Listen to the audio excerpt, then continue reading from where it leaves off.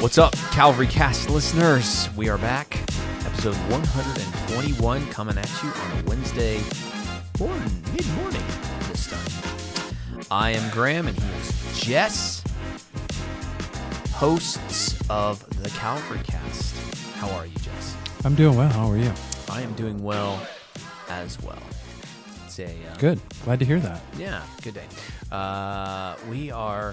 We've got a special podcast lined up for the people today. It sounds special.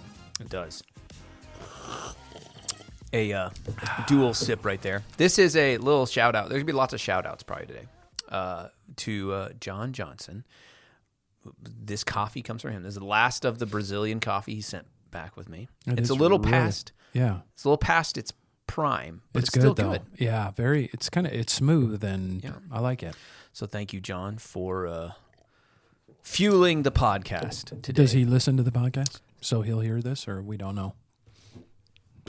Maybe not. Let us know, John, if you listen. Every once in a while, I see somebody in Brazil listens, and I don't know who else it'd be.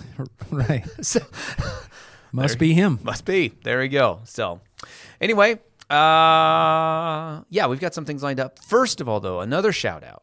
Some of our listeners have let me know that we made their Spotify end of the year wrapped thing. Wow. Have you seen people posting that stuff? I haven't, but It's I'll a take thing. your word for it. It's a thing that the kids do these days. Spotify's like, this last year you listened to this many songs. I see, yeah. No, I am aware of that part. Okay. Yeah, I just haven't so seen the it. podcast is the same thing because some people listen on Spotify. I don't, but some people do. And they'll say, this was your top podcast. One person in particular told me we were their number one listened to podcast last year. Wow. That's I'm great. not going to name them because it might be embarrassing. Right. But thank you. No, that's really neat. Genuinely from the bottom of our hearts. Yeah. Thank you to all of you, especially you Calvary Cast Plus subscribers. And I never thought I would be a co-host of a podcast on Spotify, along with Joe Rogan. Hitting number one charts on certain people's playlist. Oh, that's it. Exactly. How come nobody's protesting us being on Spotify like they were Joe Rogan? Neil Young is refusing Yes. to put his music on until we're removed. This Calvary Cast must come off. I don't think we're a threat. I don't think so either. Another not a shout out, a call for help. We need new album art. Okay. Ours is bad. We redid it a couple years ago. It's not good. So we need some help. If you got an idea for a logo or a new album art, send it our way. And then if it's good enough, this is the thought, we'll make stickers. And people can have the stickers and they can rep it on their water bottles. Right. Or on their cars. Bumper stickers. We could have something like, my driving is bad because I'm listening to the Calvary Cast. There you go. That'd be This great. could work. Yeah. It There could. we go. Oh, boy. So if you got An artiste. We need an artiste. we need an artiste or a person who's not an artiste but is good at coming up with podcast album art. There you go. All right. We are going to do a little thing today. Before we get into our kind of topic, this is going to be a grab bag podcast. We'll just tell people up front. We don't have one particular topic. We've got a number of things. Think of this as our Christmas gift to you. Our Calvary Cast Christmas conversation Yes. gift to you. Yes. But should we tell them a little bit of why We'll this do that is the in a last minute. minute? Okay. But before we gotcha. do that, Okay. are you ready for our little thing we're going to do? Did Yep. you prepare anything for this? Okay. So this I'm calling it 5 Fast Facts. Oh, boy. Things you didn't know or needed to know, but now you do know and you're still not sure that you need to know them or not, right? It's like a Christmas gift to our people in the form of a verbal white elephant. So what we're going to do, we've each prepared. Did you prepare? 5 questions? I'm actually doing it now. Do you hear me typing? So while Jess comes up with his 5 questions as I continue to explain what we're going to do, we're just going to come up with random questions for each other. We have to give quick answers. I've heard other people do things like this on other podcasts, not in the same format, and I enjoyed it. Okay. And so I thought maybe the people would enjoy this too. Okay. All right, so here we go. 5 fast facts, things you didn't need to know, but now you do. Number 1, for you, did you play any sports in your younger years? Yes. What? Let's see. Soccer, baseball, basketball. Soccer's not a sport, but... Agreed. That's why I only did, I think, 1 year. Okay. So, yeah, soccer, baseball, basketball were my team sports that I did as a kid, but didn't even make it into the high school years. I think my last year of baseball was close to my 9th grade year. So, very good. Your turn. What is your favorite Christmas movie? That's a pretty good question. I'm not a big Christmas movie fan, per se. I guess that has to be your answer then. All right. Here's a Christmas one for you. Favorite Christmas tradition? Okay. Now, in fairness, I have that one as my next one for you. Oh, well, that works. Okay. So we can both answer. Favorite Christmas tradition? Christmas Eve appetizers after the Christmas Eve service. Okay. And we put Elf on.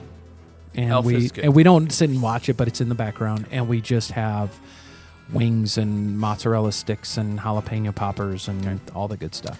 I will say with that, so I'm going to give 2. Okay. 1 to redeem my last answer. We every year have been watching Andrew Peterson's Behold the Lamb of God Christmas concert live stream and love it. So that's a tradition. Okay. We do that every year. Is that a live? It's a live stream, but you can also. He's already done it. You can watch it afterwards. I see. That's what we'll do because it was on Monday this year, and it didn't work for us to watch it then. So we'll go and watch that. I love that album. Love that concert. The other thing would be we do a charcuterie board on Christmas Day, like a really good one, and that's another favorite. Okay, good. All right. What was your first car? Oh, what was? Oh, it was a van. Okay. And it was a column shifter. Couldn't go over 45 miles an hour. I cannot remember.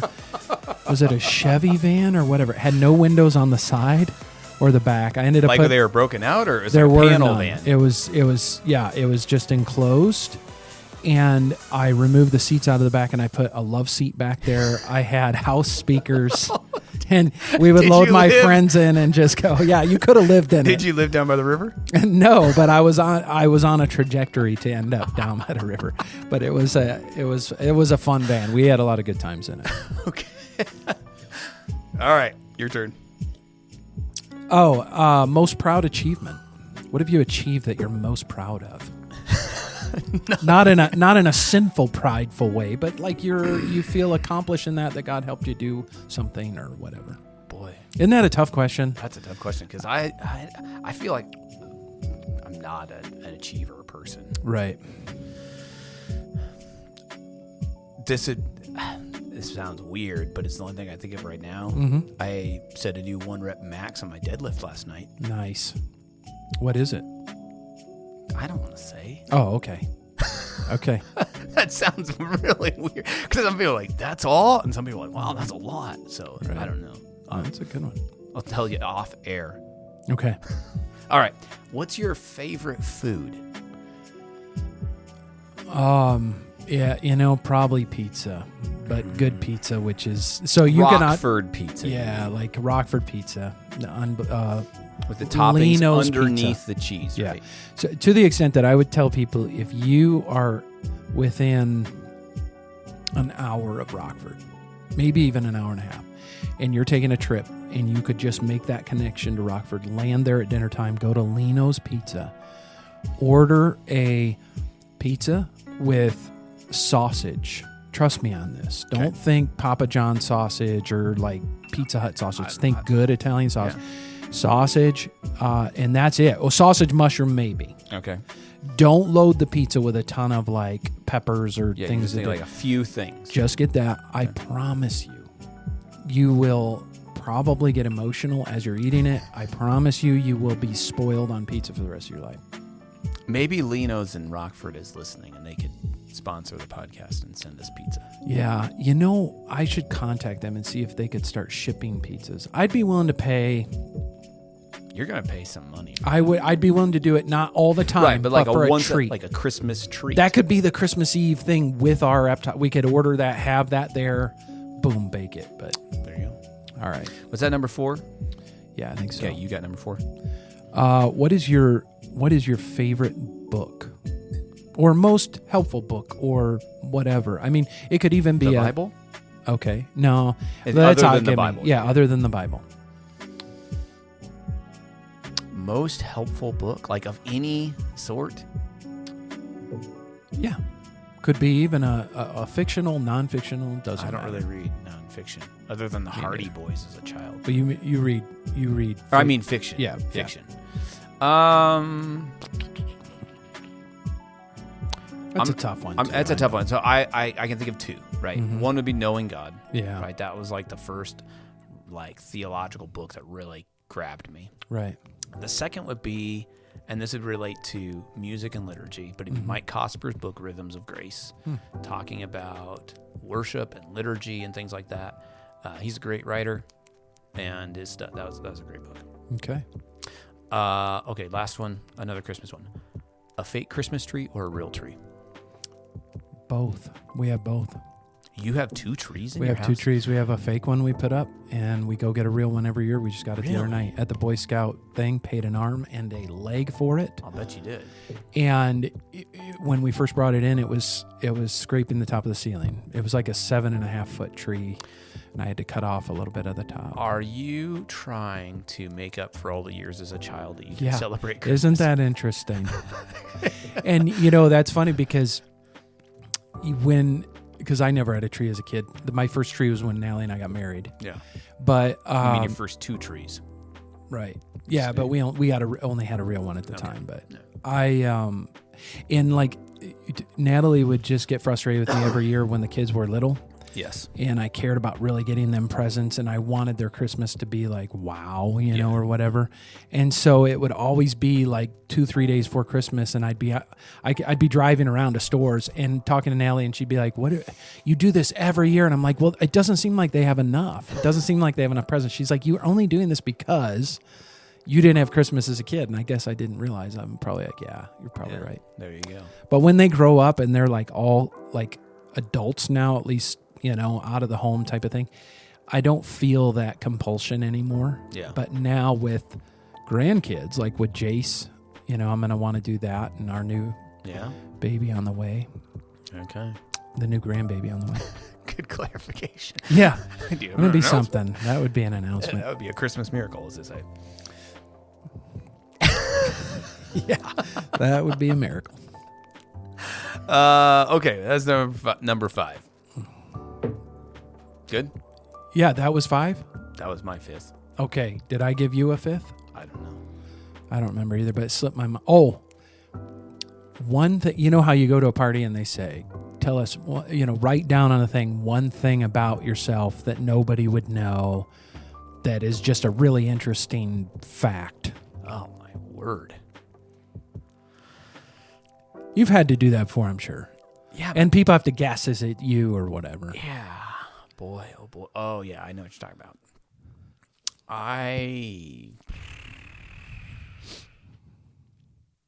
I'm not that interesting. And most stuff people would know about me. I feel like I'm kind of an open book sometimes. Maybe I'm not.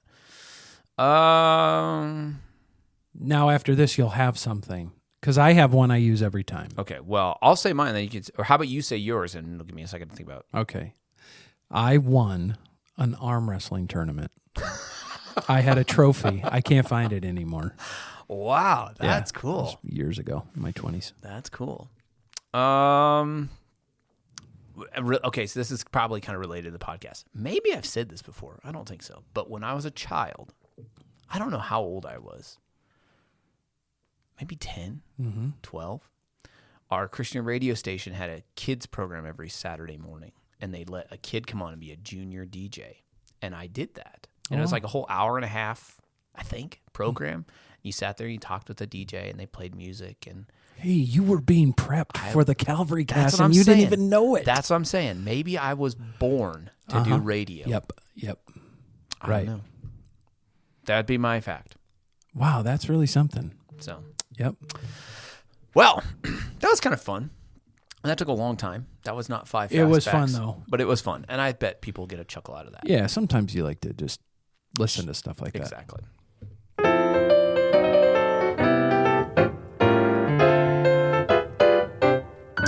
Topic of the day. Oh, sorry. Sorry, I interrupted you there, AI. Okay, so today, this is a grab bag, and we're calling it a casual conversation in the office. You and I, throughout the week, well, we did a podcast a while ago. What do you guys do all week? And we kind of talked about what a week looks like. But what we didn't do is talk about the conversations that we have. That's one of the things. We have conversations on and off throughout the day about things we're reading, things we're thinking about, we're discussing things, we're planning things. And so we thought, let's do something like that today on the podcast. So we're going to bring out a couple of, these are just random sorts of things we'll discuss. They're not fully fleshed always, right? But it'll give some people some things to think about. So first category is books, right? Mm-hmm. So we're books or what we're studying and thinking about right now, right? Okay, there we go. I'm going to talk about, I've got 3 books I'm reading right now. Okay. And I'll talk about those. And you've got books / things you're studying. Yes. I'll list one book first, okay? So I'm listening to this book right now. This is I don't read or listen to fiction, but nonfiction, I like historical things like that. So I'm listening to a book called The Mysterious Case of Rudolf Diesel, about the man who invented the diesel engine and how he mysteriously died right before World War I. And so there wasn't nobody knew what happened to him. A lot of people thought he committed suicide, but it was either, and I haven't got this far in the book yet, so I can't spoil it, but it was either the guy that founded Standard Oil, Rockefeller, killed him, or the German Kaiser killed him, because the diesel engine was so revolutionary. It was, it transformed the world. It's a real marvel of engineering how the diesel engine works. And yet nobody really knows anything about this guy, Diesel. So it's a fascinating read, kind of engineering, but really well-told story. I'm probably a little over halfway through it. And you're just listening I'm to listening this. to it, yeah. Okay. So that's my book. Do you want me to list the other ones, or you want to go with something? No, go for it. Go yours, and then I'll do mine. Second book is Rosaria Butterfield's new book, 5 Lies of Our Anti-Christian Age. I'm a third-ish away through this. This is a great book.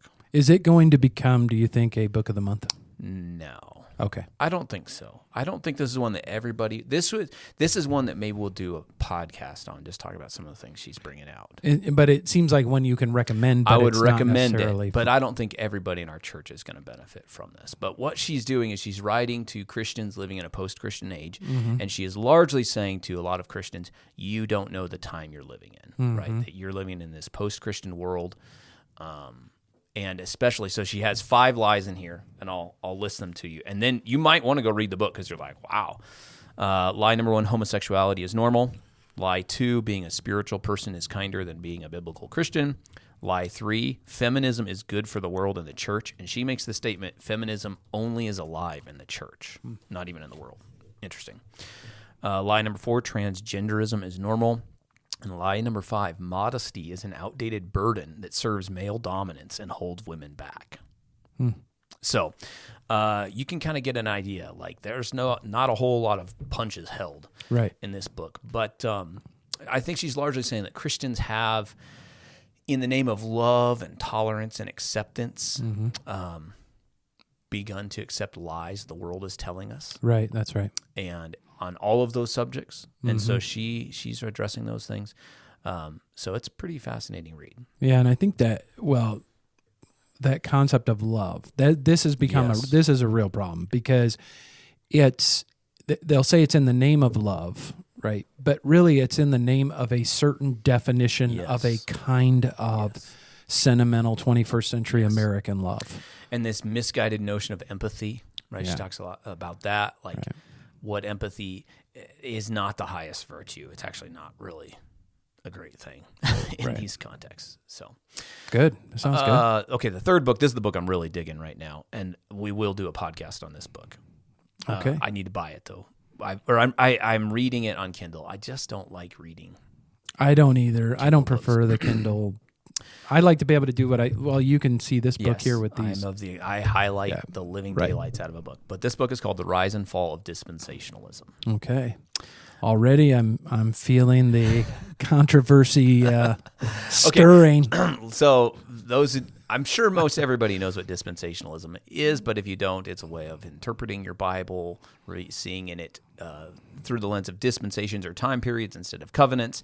A key feature of dispensationalism is premillennialism, specifically a pre-tribulational rapture. And then also with that, a clear distinction between Israel and the church. Right. And you and I both have dispensational roots and dispensational leanings in certain ways. So this book, understand, is not a rip on dispensationalism. It's a big book. It's like 500 some pages, about a third of the way through it. And this is why I want to buy it, because I want to mark it up. But it's fascinating. It is a historical analysis of how this view became popular, right? And it really started in the mid 1800s, about 1830 in Ireland. Came to America, really blossomed in America, not in necessarily the original vision as first propagated by John Nelson Darby. And it's about how it came to such prominence. I mean, really, dispensationalism was the theological, theology du jour of much of the 20th century. And in the United States. In the United States, Yeah. and then has kind of waned. Waned in the probably more academic centers in terms of like institutions that are pushing for a dispensational view. So really fascinating. Again, it's not a bash. It's a historical view. It sounds, and I haven't read it, but it sounds like something that people would want to read to understand the history of why they believe what they believe. Well, right? Exactly. Or for me, like, okay, so I come out of that dispensational background, went to dispensational school, and a lot of the stuff that he's talking about, I'm like, okay, I see that, and I see how that was fleshed out, 100 years after it originally started in the context that I was in. Right. And there's also, like that term dispensationalism wasn't really even used till the early 20th century. Right. And with all theological systems, there's change, there's adaptation, and then really I think what happened with some of dispensationalism, it was really popularized and only certain elements were really emphasized. Yeah.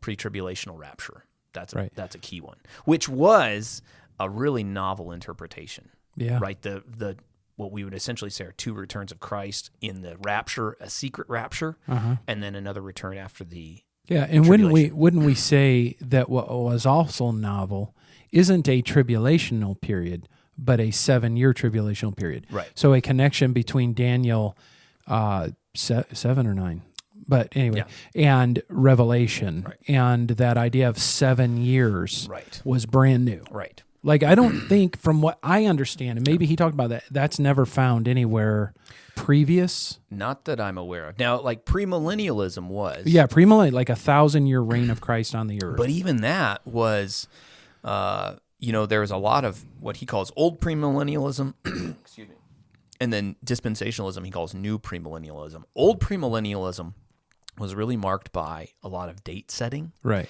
And there became a lot of like frustration with that when their dates were all wrong. And so that made new premillennialism more attractive in a sense. The other thing, and this is what I think is fascinating in our thinking about our current cultural context, at the time that dispensationalism and new premillennialism really begins to rise, it surrounds significant cultural movements. And in America is the Civil War. People saw the decline of America and all of these problems, and they thought the end is here. And so a theological system that comes along and is preaching about the imminent return of Jesus and then a tribulation period was more attractive, for lack of a better word. Interesting. Compared to postmillennialism, which was the prominent view before that. But now, isn't it interesting to see that postmillennialism, that was what I thought too, in our current day and age in the United States is getting a comeback, because and it seems like the polar opposite of what happened there, where they're seeing the decline of the United States morally, right? And there's this rising up and trying to match a theology that says we need to be trying to make it better, for the return of Christ. Then, so it seems like it's flipped around a little bit. That's here. What I thought. Yeah, that's really fascinating. The other thing, I'll just mention a couple other things, because I think that it's important to recognize there's some good things that have just stood out to me that affirm that, like, okay, even though I wouldn't especially come close anywhere near classical dispensationalism, Right. but the good things that came out of it were dispensationalists have largely always been a Bible people, right? Like they are committed to the Bible, and especially the inductive Bible method largely came from the dispensational view and an encouragement for people to study the Bible for themselves. That's really good. The renewed emphasis on missions and evangelism, right? Even guys like, and like Hudson Taylor, George Mueller, different people like that. They came from the Plymouth Brethren background, which is the founding of dispensationalism largely. Men like D.L. Moody, who was not a great theologian per se, but was an evangelist and really championed the cause of global missions, right? With this understanding of the imminent return of Christ. Let's be busy about the work of evangelism and global missions. So you can't deny that's really good fruit. Right. So there's been fruit from it, but then we've seen dispensationalism go awry. Yes. And where, especially in the realm of eschatology or the doctrine of last things, going into very crazy interpretations, speculation, date setting, everything that springs out of a dispensationalism. So as with any theological system, there's cautions, there's good things that we can pull, and there's things that people need to be wary of. And our doctrinal statement used to have the word dispensational in it. I think it says something to the effect, we interpret the Bible from a dispensational point of view or whatever. We took that word out because for a number of reasons, not the least of which some people didn't know what it meant. Right. But also because there are versions of dispensationalism that we're not comfortable with. And then we also took out pre-tribulational rapture because we don't believe that is something that had actually was one thing that became a sticky point, like a fundamental, like on our theological triage, a number one thing. Yeah, and we wanted to make sure we didn't communicate that and we had a number of people coming for I see a 7-year tribulational period, and I'm premillennialist, and I this and that, but I think it's pre-wrath or pre-trib or post-trib or whatever, and so we did take that out of there. So anyway, that's important, and I find that most dispensationalists, the average person in the church, do not know the history of dispensationalism. So that's important. They also aren't aware of the dangers of it, and they need to be aware of that, and that there's other ways of interpreting the Bible that aren't heretical, that are just different and more historic. And so, as we've talked about in our conversations, since this is part of our conversation, we are kind of in the middle of where we're, as individuals, right? We're pulling from the all traditions, sorts of different things, and seeing more of a middle ground that makes much more sense to us. So. Yeah. So eventually I'll finish the book and we'll do a whole podcast on the history of dispensationalism. I think sounds it'd be really good. fun. All right. That's all my 3 book things. Okay. So I am in the midst of doing a few things here. I'll start with the least amount of time one that I'm putting in. That's what I tried to do. And that is on, I'm reading a book, The Elder and Overseer, One Office in the Early Church by Dr. Benjamin Merkel. And the reason I'm not just reading that, but also thinking through this idea of eldership again, I'm preparing something for the Sunday evening members meeting in January where Mark Varashka is going to give his testimony and his the providential call of him to be an elder here, and we're going to talk about that. And I really want to reteach our congregation again how we view the office of an elder. What is it? Because I think there's a lot of confusion about that. Office of elder, pastor, overseer, it's all one office, differing roles and functions among them, but they're all pastoring, they're all eldering, they're all overseeing. And so I think that's important for a church to keep reminding ourselves of, because we get new people that come from churches that have different views of what an elder is and should be doing, right? So I'm kind of working through that. Okay. But then also giving a lot of attention to the conversation that's going on out there in the webosphere, in the larger Yeah. evangelical, especially reformed-ish world of Christian nationalism. Are you a Christian nationalist? And I would say, from what I'm learning, it depends what you mean by that. Like I just everyone wanted to else say would that say. for an incendiary statement. But really rethinking my own and solidifying my own political theology. Right. That's really what the broader conversation Yeah. is what is our political theology? Yeah, it was Christian nationalism that got it started, but it really boils down to, if anybody's wondering what we're thinking about here, I'm thinking, what is my political theology? In other words, what is the responsibility of the church to the government to the church? What is the responsibility of individual Christians to the church? And I think what really, for me, got this started was COVID and our response to COVID, and thinking through, what can the government tell us to do and not to do as the church? By us, I mean the church. Right. And what authority do we give to them over us? What, as an example, they say, well, you can't meet. Right. And then we start seeing that much of what they're doing isn't even true, accurate. There's a lot of deception coming from government.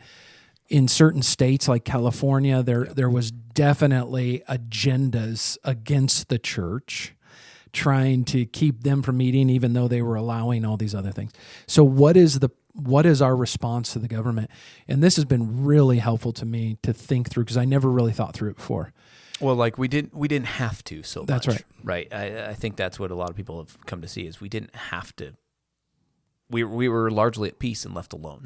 Yeah. And then now, not so much. And so we got to think about, how do we engage? Yeah. So a few resources, I've been listening to a lot of things online and reading things online that are coming out through Christ Overall podcast, which is really good.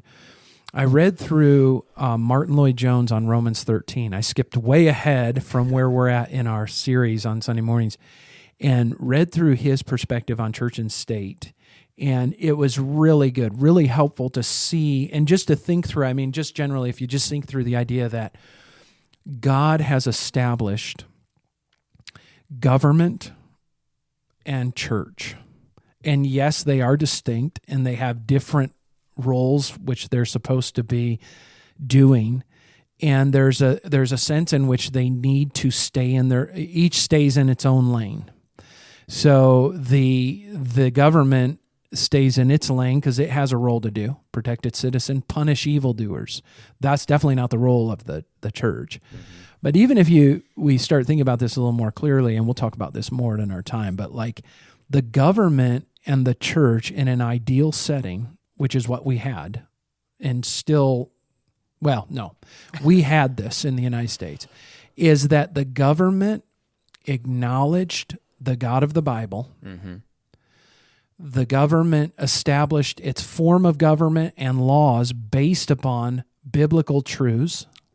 Largely biblical anthropology. That's right. And that the government respected the church and actually wanted the church to prosper, recognizing that as important for society. For its moral foundation, different things. So it should be these two entities, government and church, doing each its own role, but acknowledging the importance of the other. So Christians acknowledge the importance of government, as Lloyd-Jones brought up, because he says, we understand the sinfulness of man, so we understand the government needs to bear the sword to punish evildoers, to keep society going. And the connection to 1 Timothy 2 there, that we are praying for our government leaders so that we can live quiet and peaceful lives. We can do what we're supposed to do. They're doing what they're doing, and the gospel's going forth. Yeah. And so seeing this more clearly and thinking through times in which the church must rebel against the government. And I'm going to read to you something that is very controversial from incendiary.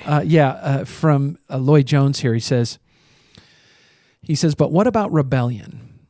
Surely, he says, as Christians, we are entitled to argue that if a state, a king, an emperor, a governor, a dictator, or anybody else becomes tyrannical, then this state is violating the law of its own being and constitution as laid down in Romans 13. The moment, therefore, that the state turns itself into a master and into a tyrant, it is disobeying the law of God that brought it into being, and it must itself be punished. And the form the punishment takes is that the government is thrown out and replaced by one that is prepared to abide by the teaching of Romans 13, 1 through 7. Whoa. That's powerful. Yeah. But when we analyze the government and they are not doing what they are supposed to do, then I think we are free to rebel against what they're telling us to do. And I'll just throw this in. Rent on Amazon Prime, if you can do that, if you can rent the video or order it, The Essential Church that was put out by Grace Community Church and John MacArthur about the debacle they went through, and then there was the pastor in Canada, and there was one somewhere else. They're tracing those, and the pastor in Canada and this other, I don't remember what the other one is. They ended up in jail for rebelling against the government that was being tyrannical and was overstepping its bounds and violating its God-ordained role. And I think by the time you get done watching The Essential Church, you will see that there is a time where the church says, no, we're going to not do what you tell us to do. You're not staying in your lane, and we must do such and such in order to remain faithful to God. Yeah. So anyway, that was good. Those two things are really on my mind and heart, and I've mentioned to the church that I was trying to write some, just fleshing all this out, even in my own mind, because it will help me to have to write some of these things down to really solidify what I'm doing and putting those out on our website and so forth. So that will be coming, a series of blog posts on development of a political theology. Yep. Cool. Subheading, A New Revolution. Maybe not. You might get a knock on your door later today. Maybe. Oh, boy. Okay, that's some things we're reading, thinking about, studying. Maybe we can go a little more quickly on these last things. Yes, we better. We listen to a podcast. This is a podcast, so I'm assuming that people listen to this podcast, listen to other podcasts as well. Yes. I always enjoy recommendations, so I've got 3 recommendations. How many do you have? I'll just do the one today. Okay. I've already done it.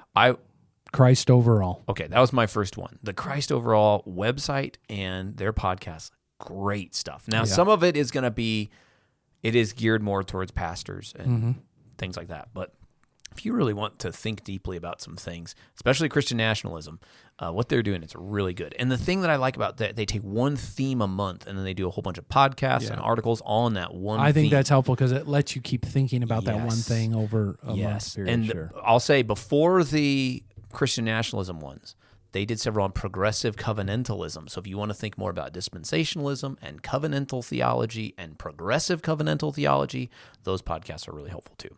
Okay. Christ Overall. The second one I've really been enjoying is a podcast called Room for Nuance. It's some long-form interviews.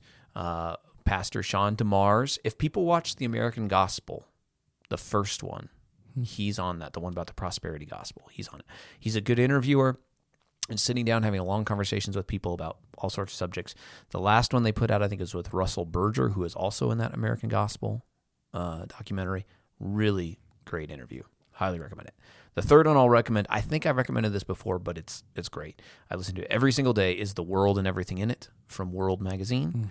It's a news podcast, and it's a news / they would say it's like a magazine one, right? They have different segments. They do really good reporting, good storytelling. They have at the beginning always just probably like a 5-minute segment. It's just kind of a roundup of the day's news, but it's all from a Christian perspective with these guys are actual journalists. In a day and age where there is no such thing as actual journalism, they're actual journalists. So they just gained another subscriber. I just subscribed because you just recommended it. It's great. In the morning, I'm making my breakfast. I'm listening to this. So that's what I do. Okay, podcast. That was fast. Oh, also, I would say Life and Books and Everything. Don't you think that's a good one? We better give a shout out to that. Yeah, that's a really good one. All right, Life and Books and Everything. Okay, let's close with this. We're talking about future plans and projects. This is a conversation in the office. This is something else we're thinking about. What are we doing in the future? We've got one thing we're going to talk about in regards to what we are Lord willing, in the new year, starting here at the church. Yeah. What is it? We want the men's group, right? Yes. We want a men's group replete with cigars and bourbon. It's going to be manly. We're working right now to panel one of these rooms in cedar. Yeah. It's going to be smoky and leather chairs. And here's what I just thought, though. We were thinking about doing this men's group that we're going to talk about godly, manly things. no cigars, no bourbon, no leather, no However, wood panel. with me thinking about the cigars and the bourbon and that, None of which we consume. I know. Yeah. But There's an aesthetic that comes with it, but we're not. But maybe we need to think of an evening deal that we do and not a morning. But let's just think that through. And if there are any men that okay, so the essence is once a month we're going to get is the guys of this church that will show up to this to come in. It's the men's discipleship project. Yeah, it's a project. It's a discipleship because we need to be engaged with one another and helping one another and looking at what the Bible talks about being godly men. All of those things together, and we could do it once a month in a morning, like on a Saturday morning. We could do it on an evening because I just thought of that. Yep. We could do an evening deal, and that would have more of the vibe of less coffee and more of the manly evening vibe. But anyway, we want to, if we get enough guys to do this, we want to break everybody up into maybe little mini teams of 3 for weekly communication with one another, help, encouragement, accountability if it's needed, discussions on things. I mean, those kinds of things. So that's what our vision is. I think it would be helpful. And to step back further, we are growing have been, but are more convinced, especially living in the day and age we do, right? Like Rosaria Butterfield talks about, like this is the time we live in. We're in a post-Christian world. The church is dependent upon men leading in their homes and leading in the church. Right. And it's our responsibility as elders to be training up men and women by, I think, training the husbands to lead their wives, right? So we want to be busy about that kind of work. And so this is going to be encouraging men towards biblical masculinity, study of the scriptures, leading their homes. Patriarchy. What does it mean to be patriarchal? You're just dropping that little bomb right there. Throw it in there. Throw it in there. But like all these, and it doesn't matter if you're married or single, whatever. We are thinking primarily, if you're a younger man, especially, you need to be in this. Older men too, but especially like you're the next generation of leaders in this church. Yeah. Are you ready to take the mantle? That's right. We would be with the conversation we've had today, we're going to be the patriarchal patriots. Starting a new revolution in Grand Junction, Colorado. Maybe not. Am I making you nervous on this? I'm sweating. People don't sweating know. A little bit over they here. They don't know if I'm joking right. or I'm not. They don't know how to read this. There's always a little bit of truth in every joke. It's this coffee. This coffee has just wired me up. Doing this at 10 o'clock in the morning. I know. We need the one in the afternoon where we're a little more tempered. This is good. This is good. This is what people like. But we do need as men to be rearing up more than we're rearing down. And this world is discouraging. I get it. Raising a family can be discouraging. Being a godly man, because anything that we're wanting to do that is good, godly, we have to understand there's going to be opposition within and without. I mean, there's going to be spiritual opposition. There's going to be our own fleshly opposition. So anything good that we want to do that's going to progress us in Christ likeness is going to be resisted, and we need to understand that. Right. So having men that help you through, like developing relationships, help you through, hopefully young and old. We want everything. All men, young and old, to be a part of this, and we're praying that it'll be something that is helpful. That we look forward to every month. Yep. Like we say, man, it's the men's group tonight. Sweet. Awesome. I got to swing by the cigar shop, grab my new stogie. I'm heading over. Lighten it up. I don't think so. We can't smoke in the building cigars because it would just stink up the building. Yeah, we're not going to do that. Okay. Anyway, that's good. That's all? I think that's it. That's it. This thing's going long. We should shut her down. We're like 45 minutes. Wow. So this has been fun. Yeah. Maybe people got a little insight of what a conversation around the office sounds like. Because that was pretty much what it is. That was pretty much what it is. Yes. There you go. Well, we thank you for listening to this podcast, and we do pray the conversation and the things we've discussed today has served well the people at Calvary Bible Church in Grand Junction. And whether you're a part of our church or not, we do pray that you're growing in the grace and knowledge of the Lord Jesus Christ. If you enjoy the podcast, consider giving us a review and a rating, sharing it with your friends. We do love to hear from our listeners. Even if we made your Spotify top 5 list, that's just humbling. If you're a part of our church, you can get a hold of us a number of ways. Send us a text, give us a call, talk to us in person, send us an email at thecalvarycast@gmail.com. Email us feedback, questions, comments, topics. We're looking for new topics. We need some. If you got an idea, something you want us to talk about that won't take us like a month to study and prepare for, send it to us. We love to hear from you guys. Follow us on Instagram and Twitter.